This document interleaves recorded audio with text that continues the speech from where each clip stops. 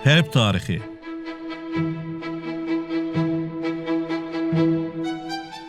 Pənahəli xanın vəfatından sonra Qarabağ xanlığının İbrahim Xəlil xan dövrü başladı. Onun xanlığı dövründə Qarabağ xanlığı daha da möhkəmləndi və bölgədə bu xanlığın nüfuz dairəsi xeyli genişləndi.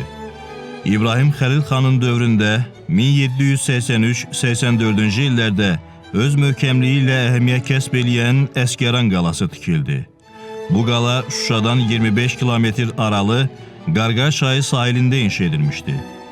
Qalanın divarlarının hündürlüyü 8 metr, qalınlığı isə 2 metr idi. Avar hakimi Ümmə xanla qohumluğa girməsi İbrahim Xəlil xanın döyüş gücünü daha da artırdı. Ümmə xanın ayırdığı hərbi kömək İbrahim Xəlil xana imkan verdi ki, xanlığın sərhədlərini daha da genişləndirsin.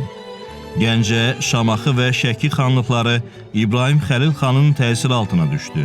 Bundan başqa İrəvan və Naxçıvan tərəfdən sərhədləri genişləndirdi. Sonra o, Azərbaycanla Qacar İranının sərhədindəki Qaflanquh dağında 600 nəfər süvaridən ibarət bir gözətçi dəstəsi qoydu və bununla Qaflanquh dağından şimalda olan tayfaları da nəzarət altına almaq mümkün oldu. Amma bütün bunlar elə də asanlıqla baş vermirdi. Xüsusən Gürcü hakimi 2-ci İraklinin kifayət qədər güclü olduğu və Cənubi Qafqazda möhkəmlənməyə çalışdığı, habelə Quba xanı Fətəli xanın Azərbaycan xanlıqlarının birləşdirilməsi üçün göstərdikləri səylər İbrahim Xəlil xandan daha tədbirli və sayıq olmağı tələb edirdi. 1788-ci ildə İbrahim Xəlil xan Xoy xanlığı üzərinə hücum çəkdi.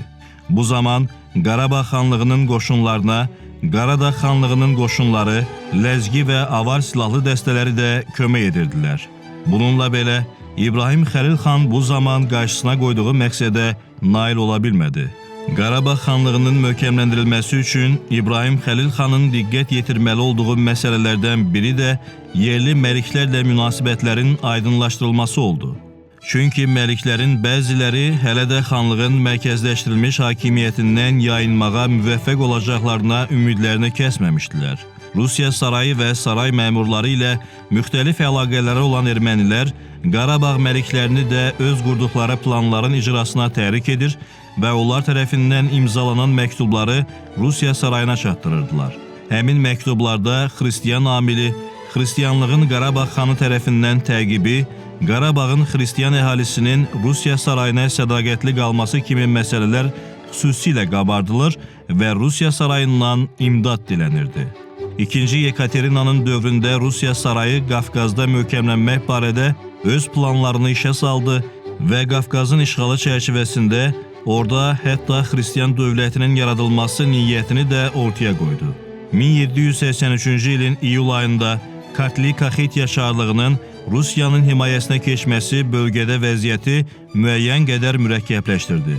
Qısa müddət ərzində Krımın, Kubanın və nəhayət Gürcüstanın Rusiyaya birləşdirilməsi Rusiyanın cənuba doğru sürətlə irəliləmə əzmində olduğunu nümayiş etdirir və bu istər-istəməz Azərbaycan xanlarında da haqlı narahatçılıq doğururdu.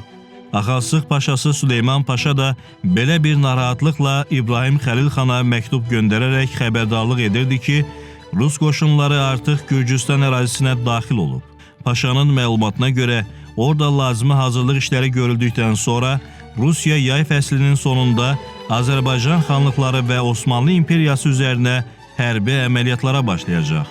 Məktubun sonunda Süleyman Paşa İbrahim Xəlil xanı ehtiyatlı olmağa çağırırdı. Məlumdur ki, 18-ci əsrin sonlarında Azərbaycan xanlıqları çox mürəkkəb tarixi şəraitlə qarşılaşmalı oldular. Bölgə bir tərəfdən Qacarlar dövlətinin, digər tərəfdən də Rusiyanın müharibələr meydanına çevrilməkdə idi.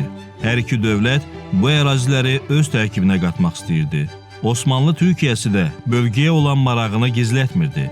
Yaranmış bu tarixi şəraitin təfərrüatına varmadan qeyd etmək lazımdır ki, belə vəziyyətdən baş çıxarmaq bacarıq tələb edirdi.